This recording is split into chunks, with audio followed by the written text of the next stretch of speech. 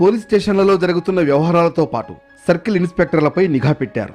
గీత దాటిన వాళ్లపై కఠిన చర్యలకు రంగం సిద్ధం చేశారు.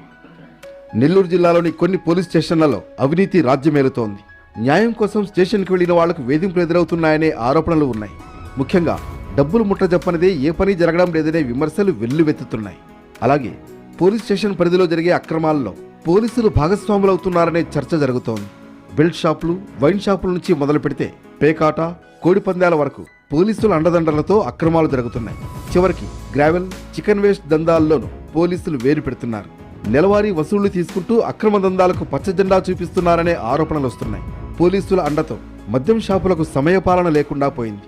మామూళ్ల మత్తులో నేరాలు జరుగుతున్నా పోలీసులు పట్టించుకోవడం లేదనే విమర్శలు వినిపిస్తున్నాయి. ఇలాంటి పరిస్థితుల్లో పోలీస్ స్టేషన్లలో ఏం జరుగుతుందనే విషయాలపై ఎస్పీ అజిత ఆరా తీస్తున్నారు. పోలీస్ స్టేషన్లో అధికారులకు దగ్గరగా ఉండే ఐడి పార్టీల వివరాలు తెలుసుకుంటున్నారు. ప్రతి స్టేషన్ నుంచి ఐడి పార్టీ వివరాలు రప్పించారామె. ఆ లిస్టులో ఉన్న సిబ్బంది పనితీరు, ఎప్పటి నుంచి ఆ స్టేషన్లో పనిచేస్తున్నారు, వాళ్ల బ్యాక్గ్రౌండ్ ఏమిటి అనే వివరాలను స్పెషల్ బ్రాంచ్ అధికారుల ద్వారా సేకరిస్తున్నారు ఎస్పీ.